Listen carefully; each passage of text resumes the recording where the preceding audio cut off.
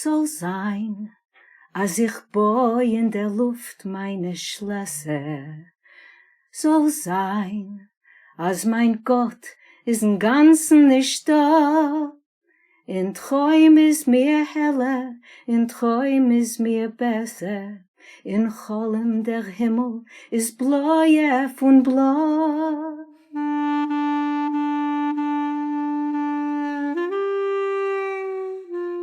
Hi, I'm Jay Ruderman, and welcome to All About Change, a podcast showcasing individuals who leverage the hardships that have been thrown at them to better other people's lives. This is all wrong. I say put mental health first, because if you don't... This generation of Americans has already had enough. I stand before you not as an expert, but as a concerned citizen. Because activism is the mission of the Ruderman Family Foundation. Today on our show, Eleanor Reissa. I thought I was the daughter of that guy, the guy with the false teeth and the number who didn't belong here. Eleanor Reissa is a prize-winning actress, director, playwright, and author. She's also the daughter of 2 Holocaust survivors, though she doesn't like that term, and we'll get into why. I learned that he was the only guy on his transport to Auschwitz to come out alive. After her mother's death, she discovered a private treasure, 56 letters written from her father to her mother. They were penned in German directly after the war and before his move to America. Both an emotional and language barrier caused her to shelve the letters, storing them for safekeeping and basically forgetting about them. Many years later, she finally decided to have them translated. What she found out blew her mind. My parents engaged in a world that was trying to beat them to a pulp and kill them. This set her off on a personal quest to uncover her parents' past, a quest that would turn into a fascinating memoir, The Letters Project, A Daughter's Journey. In the cattle cars, up the chimneys, in the attics, tunnels, sewers, they fought for their lives, for our lives, for my life. I am not the child of Holocaust survivors, no. I reject that passive, minimizing, head-bowing term. My father never bowed down his head, he said. Well, why should I? Why should we? Words count. I, Eleanor Reissa Schlisselberg, am the daughter of Holocaust fighters. Eleanor, it's a pleasure to speak with you, and welcome to All About Change. Thank you. You have a fascinating story that's contained in your book, The Letters Project. And maybe you could tell us from the beginning how it started, about finding some letters in your mother's lingerie drawer. When my mother died in 1986, in her lingerie drawer, when I was cleaning out her apartment, I found this beautiful purse, and inside the purse was this baggie, a plastic baggie of letters. I opened up the baggie and there were a bunch. At that time, I didn't even count them. I didn't count them. I looked at them, and they were dated 1949, and they were addressed to her in what I thought was Yiddish. They were addressed to my mother, and they were signed by the guy who was my father. My father, I knew, was in Auschwitz, but that's kind of all I knew about him. And my mother, during the war, had spent they were both married to other people and both had children with other people. And she had spent the war years in Uzbekistan with her parents and her one son. My father, after the war, went back to Stuttgart, which was where he had been living since 1918. You grew up in Brooklyn, in East New York. Yes. Did you know a lot about your parents when you grew up? First of all, I intuited many things, but in terms of what I factually knew, my father had a number. He was tattooed when he entered Auschwitz. And I knew that my mother and her family were in Tashkent, and I knew they were later in a displaced persons camp in Ulm in Germany.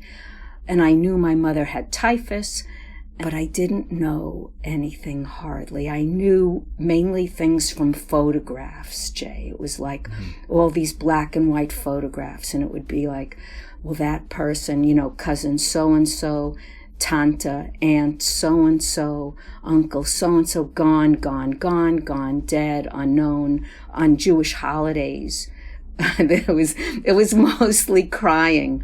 It was like, you'd wish someone a happy holiday, and it would be with crying, because there was some sense of A, who was missing, and B, a kind of fear of who knows when we shall see each other again.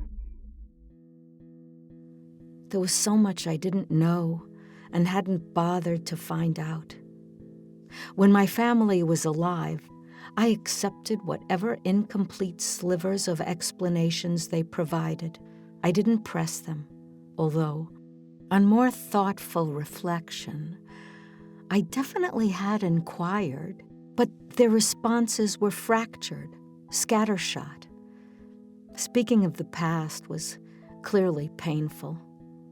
I was intuitively aware of that for as long as I could remember, and I didn't want to contribute to any additional heartache. Could you tell as a child that they were broken by the Holocaust?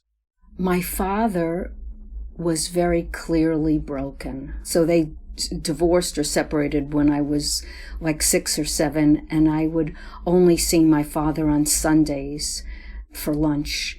And he was 50 when I was born. So from the time like that he was 57 till 70 when he died, he was a man who didn't have much of a life here. He worked in a sweatshop. He made me lunch. He went to shul. I don't think he had friends. I mean, I didn't really know how broken he was until this book. And in terms of my mother, who was 20 years his junior and was in her 30s, 40s when I was young, she was pretty and bright, but also other, worked in a sweatshop also. It just wasn't like Dick and Jane and Spot and Puff. It was not like Father Knows Best or some American Family. There was clearly something off, but I didn't know it was Holocaust related, oddly. I mean, I didn't, normal, however weird your family is, it's the only one you have, and you think everybody is like that. Your parents were really refugees. And despite the common view that Jews are wealthy and elite, this was not your experience growing up at all in Brooklyn. No, not at all. We lived in a neighborhood with Black and Hispanic people, and the white people that lived in the neighborhood were all immigrants. They were all from somewhere else. I don't think there was one white, waspy, all-American family that lived anywhere nearby or that was in school, public school, with me. I would say we were from the lower economic class of New York. But I understand from listening to interviews that you've done that you yourself as a child had a very happy childhood in Brooklyn. I would say I had a happy childhood. I had a happy childhood with sad parents.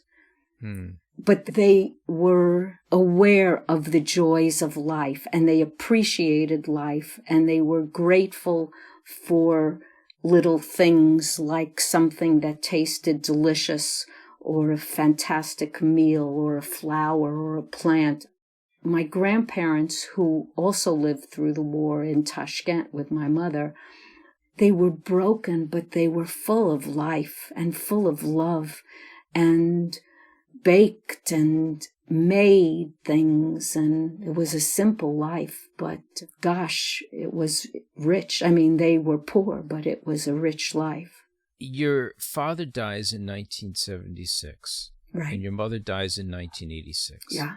You find letters that your mother had hidden, that your father had written, and then 2018 comes around, and you start to have these letters translated.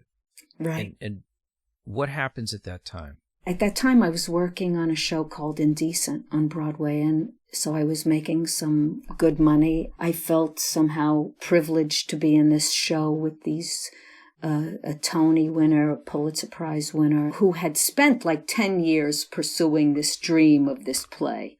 I thought, well, maybe I should pursue my things of interest. And so I found, but it turns out there were 56 letters in that plastic bag, in that purse. And it turns out that those letters were like, July 24th, 1949, July 26th, 1940. They were some separated by a day or two, others separated by a week. And they were on legal size paper. And on every letter was on both sides written, and on every corner. And there was not hardly a piece of paper that was not covered in words. I didn't know where or how to begin. I wasn't even sure in what language the letters were written. It looked like German, but that didn't make any sense to me. Why would my father write to my mother in German? I didn't think my mother spoke German. I knew she spoke Polish and Russian and Yiddish and probably Ukrainian, but not German. I thought, who can I get to translate this? I found a young woman who was the girlfriend of a Yiddish performer who lived in Berlin. In an email, a few days later, I received her translation. She sent it as an attached document that looked like this. C.H. Schlisselberg, Stuttgart. Import from Schudenfruchten, Obst, Gemüse, Eier und Geflügel. Elisabethenstraße 5. Telephone number 69437. Bank account, Bankhaus, Anselm and Company, Stuttgart. 24th July, 1949. My very dearest Ruchele, please don't cry. It has to be this way. I'm longing these several weeks now to talk to you so that I can find some peace. I was happy about your detailed letter, and I hurried to answer you so that you would have a sign of life in front of you, my love, as you begin your big journey. Yesterday I had a boring Sabbath, except for the letter from you. It was very, very empty here. Write to me often, my beloved Ruchele, as only this one joy remains for me, and we don't want to lose this, please. Keep this last fragment of our lives safe. I don't want to overwhelm you with big letters, but they serve as a reminder that I am alive and that you are my only light. Send my warmest regards to your beloved parents and Shamale. I am sending you greetings and kisses with all my heart. From your loving Haskell Schlisselberg. I read the letter again and again. I felt like the ground had opened up and my father, who had been silent for over 40 years, was now speaking. Poetic words of love, no less. His voice was unrecognizable to me. And this woman, Yeva Lapsker, who was the first one that dealt with the letters, lived in Berlin, and I had a singing gig in Berlin in November of 2018. She had begun translating, I think, in September of 2018, and we were going to meet. We went to have coffee, and when we were sitting there, she said to me, my brother lives in Stuttgart, and that's where all the letters are. The stationery from my father had an address from Stuttgart. And she said, yeah, my brother lives in Stuttgart. And I said, well, that's nice. Good for you. Good for him. And I'll be going there in January. I said, well, great. Have a good time. And she said, the address is around the corner from where your father had his stationery. And if you want to come with me, I'll leave early and we can spend a few days there and go to Ulm as well, where the displaced persons camp was, which is nearby. And I thought, what? I mean, go there? For what? Isn't everybody dead? What's going to be there? A friend of mine, a writer in Israel, who had this hotel, and he called me as I was trying to figure out if I should go to Germany or not. And he said, I'm going to shut the hotel down for 2 weeks and bring in writers. Are you working on anything? And the date of those 2 weeks was 2 days after I would be finished with Yeva in Germany. And I just thought, okay, forget it. I'm going to go. I mean, everything is telling me to go. I'll go to Germany for a week, and then I'll go to Israel for 2, and we'll see what happens. And so you go to Germany, and it is, to say the least, an intensive visit in Germany. Yeah, I was only there for 4 days, but it turned out to feel like a lifetime, really. Germany has great archives, and if you want to know anything about anybody who was ever in Germany, they have paperwork on it. And in this one particular archive, there were stacks and stacks about my father. There was, in particular, one of the more devastating pieces of paper were my father had applied for a Wiedergutmachung, which means it's restitution. To make good again is literally what it means. And so when you apply for restitution, you have to prove somehow that the Nazis ruined your life, that they took your money, that they killed your wife, that they made you wear a yellow star for how many days, and can you prove it? And how many suits did you have? And how much money did you have? How did it hurt you? How did it hurt you psychologically? All of these things that you had to give testimony to. And Yeva, my translator, found in one of these archives 30 pages of my father, 30 pages of my father's testimony, where he speaks about his parents, who I knew little about, his first wife, his first daughter, who I knew nothing about, and speaks about the train to Auschwitz, about the beginning of the Nuremberg laws, where Jews were forbidden to hold jobs and to have anything. You know, what if you had money, good for you, but too bad, because you couldn't buy anything with it, because as a Jew you weren't allowed to shop here or there or there or there. And all my life I've looked at those photos of the Jews in the ghetto, of the Jews with the yellow star, of the Jews in the cattle cars in Auschwitz. I mean, I've seen every photo of the guys on the back laying down in their striped, horrible, thin out uniforms, looking gaunt and with their sunken eyes. And I've looked always for my father in those photos. Oh, is that him? Is that him?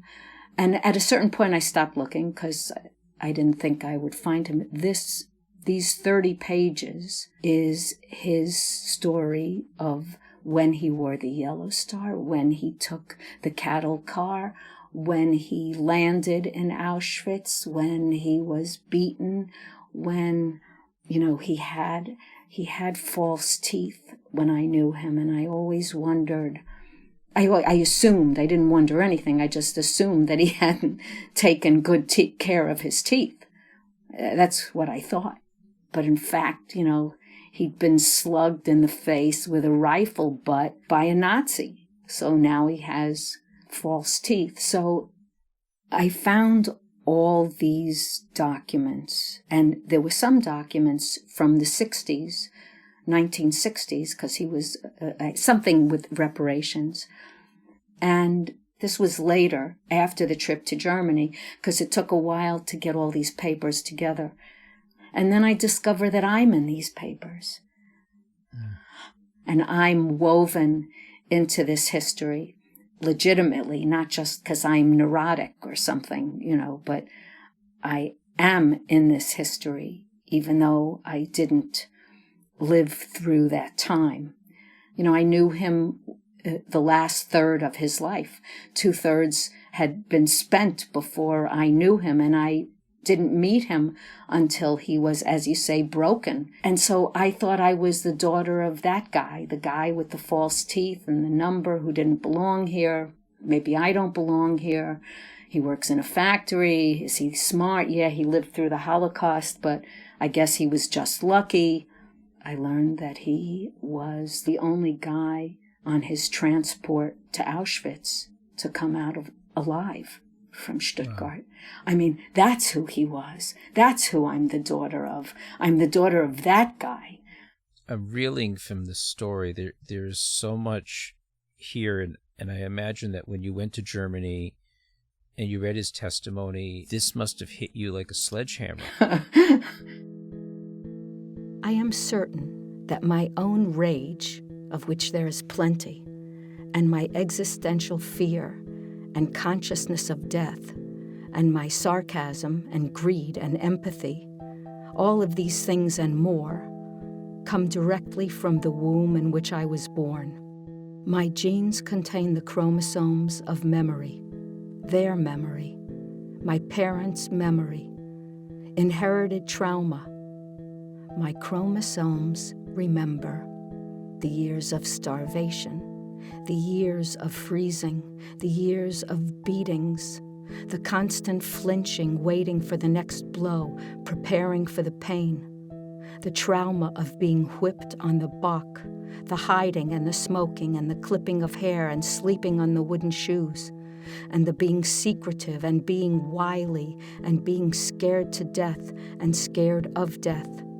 My radar is locked on to the stink of anti-Semitism and racism, as well as the cruel arbitrariness of extermination. A simple turn to the right or the left can hasten the end, or can equal the end. How can you ever be careful enough? For me, learning the specifics of what happened to my father from the testimony that I read were the most powerful things that I had ever experienced. In other words, like hearing, because these were his words, these were the words he himself said about being pushed into the cattle car and about how he was saved from a transport earlier because he was a good worker and they pulled him out of that particular transport that wound up transporting his soon-to-be murdered wife and soon-to-be murdered 6-year-old daughter. That my father felt that I was the reincarnation of his first daughter, Frida, saddened and surprised me. And yet I felt that too, that I had been given her life, that all of her bits and pieces had magically, karmically recombined to become me, that the cosmos would not permit her to die forever because her life was stolen. The crime was corrected. I am the correction. I am Frida's justice, Frida's revenge. My life is revenge.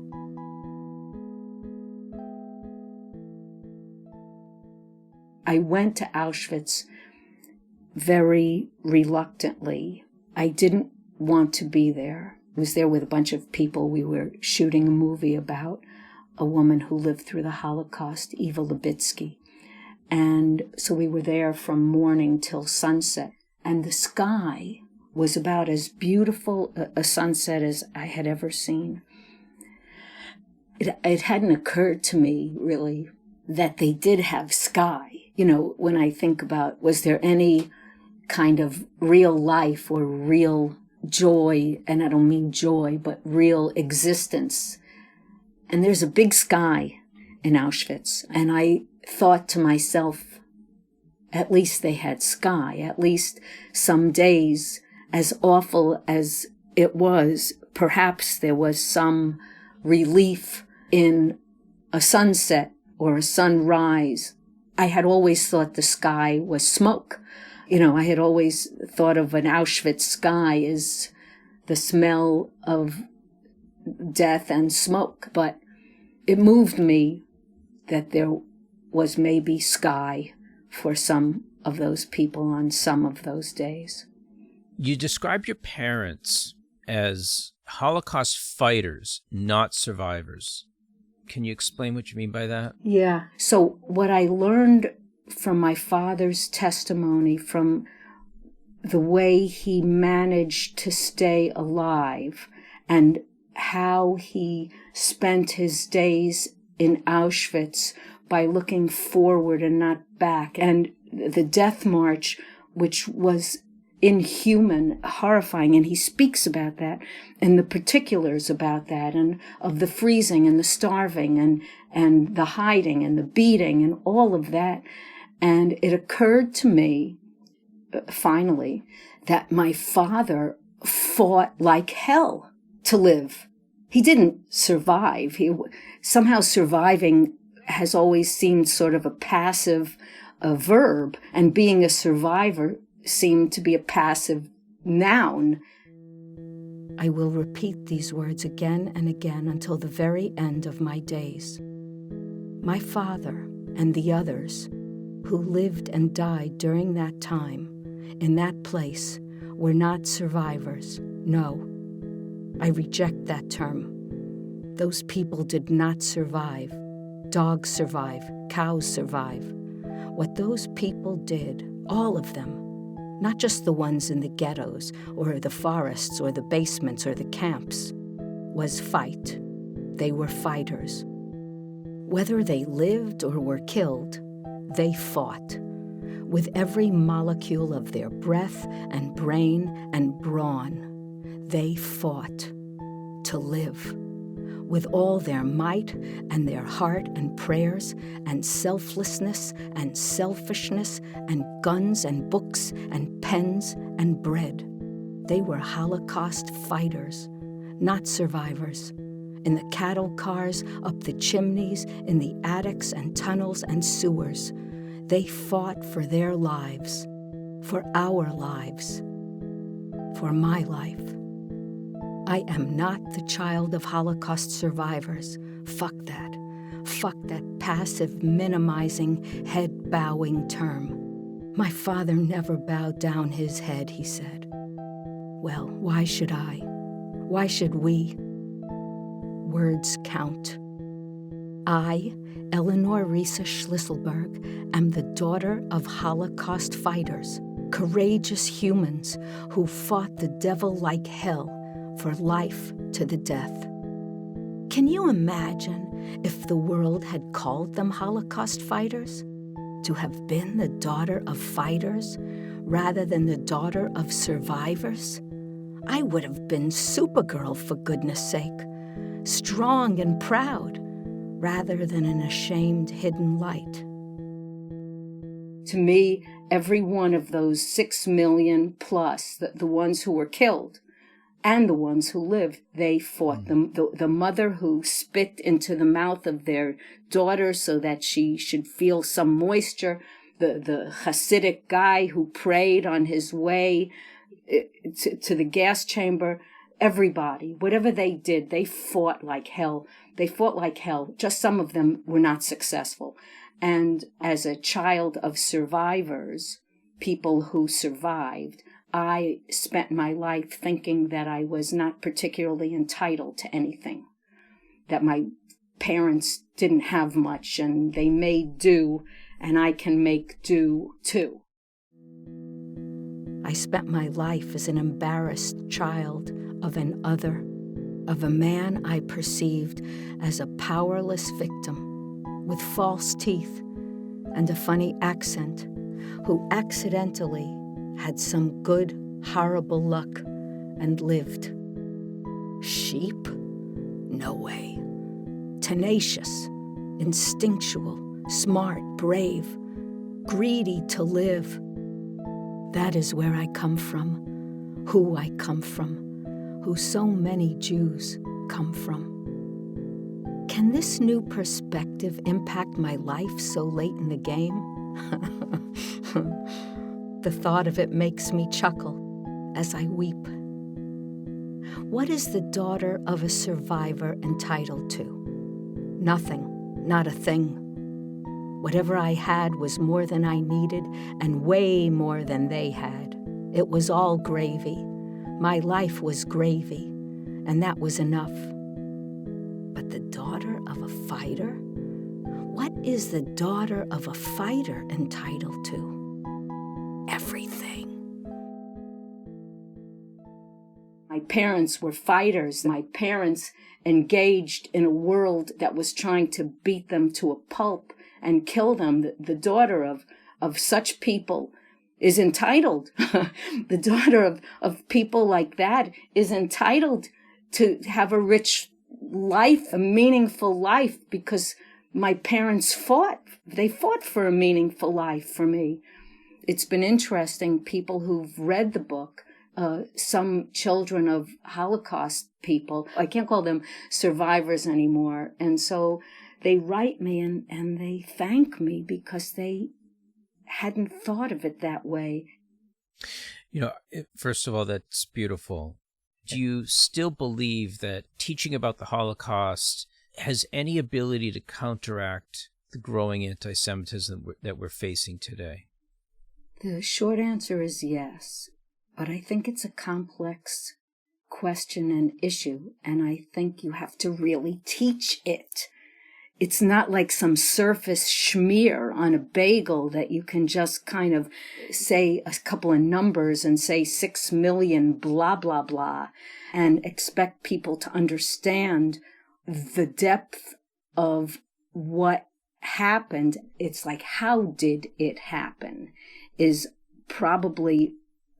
as important as what happened. Like a medical test. I mean, if you're coughing and sneezing and you take your temperature, well, maybe you have the flu.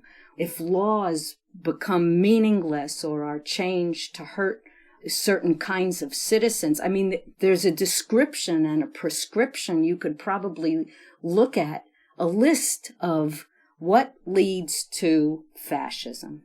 I think that's the thing to teach more than anything. How do you get to that place? And I think there were German citizens who were very nice people, and maybe they weren't Nazis the first month or week or year, but they became Nazis. And what happens in a society that takes people who are, they don't want no trouble, they don't want no problem, they just want to live, and then Sure. then they turn into beasts. And I think that is the thing to teach. Thank you for sharing that. I think that that's profound. Eleanor, I want to end with Yiddish, because you've devoted your life to being a Yiddish performer and the love of the language, of how it's spoken. And I'm wondering, if you could share a little Yiddish with us. There's a little song, and it's called Soll sein, which means let it be. I'll translate it first so that you know. And he says, let it be that I build my castles in the air. Let it be that my God is not even there. My dreams are better. My dreams are bluer than blue. Let it be that my ship never comes to shore. Let it be that I never achieve my goals. What matters in this life is that we walk along a sunny path. And it goes like this. Soll sein, als ich boi in der Luft meine Schlösser. Soll sein, als mein Gott ist im Ganzen nicht da. In Träum ist mir heller, in Träum ist mir besser. In Cholem der Himmel ist bläuer von blau. In Träum ist mir heller, in Träum ist mir besser. In Cholem der Himmel ist bläuer von blau. Soll sein, als ich will kein Mut zum Ziel nicht erlangen. Soll sein, als mein Schiff wird nicht kommen zum Breg. Mir geht nicht in dem, mir soll huben der Gangen. mir geht noch in Gang auf a sonnigen Weg. Mir geht nicht in dem mir soll hoben der Gangen. Mir geht noch in Gang auf a sonnigen Weg. Beautiful. I could listen to you for hours. Oh, God, thank you, Jay. Thank you. Eleanor, it was a pleasure having you as a guest on All About Change. Thank you for your activism on behalf of children, of people who've experienced the Holocaust, of those who have gone through the Holocaust, and thank you for, bringing our culture to life. Thank you. I wish they could have seen it, lived it. Their lives were so hard, too hard, and yet so driven, so strong and relentless and determined, so that I could have this moment.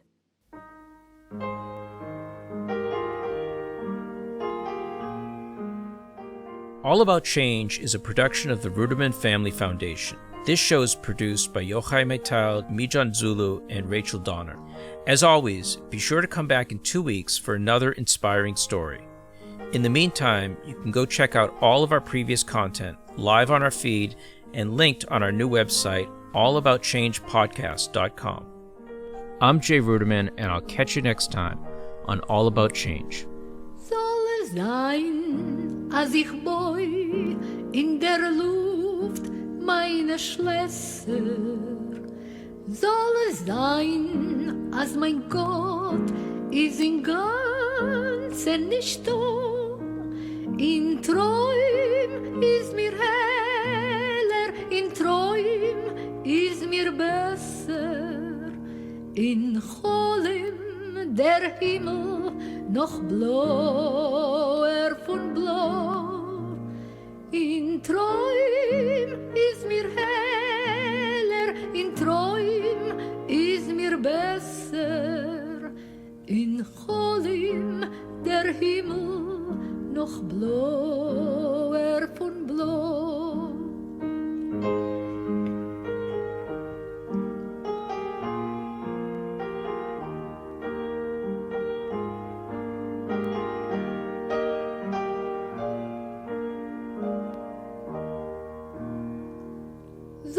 Sein, als fällt kein Mal zum Ziel, nicht der Langen. Soll es sein, als mein Schiff wird nicht kommen zum Breg. Mir geht nicht in dem, ich soll haben der Gangen. Mir geht nur der Gang auf a sonnigen Weg. Mir geht nicht in dem, ich soll haben der Gangen. Mir geht nur der Gang auf a sonnigen